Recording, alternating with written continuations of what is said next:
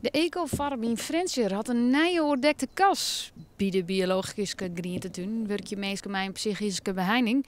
Het is een project van Mindup, een onderdeel van GGZ Friesland.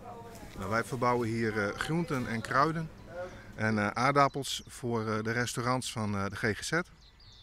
En ja, daar zijn ze nu druk bezig met onder andere de oogst van de aardappels. Mindup wil graag een oordekte kas, want zij kunnen hier volle meer verbouwen. Nou, we hadden hier behoefte aan een volle grondteelt dus in de volle grond, maar wel met een dak eroverheen. Omdat je dan ja, minder afhankelijk bent van het weer. Voorheen hadden we een andere groentekas, die is helaas afgebroken.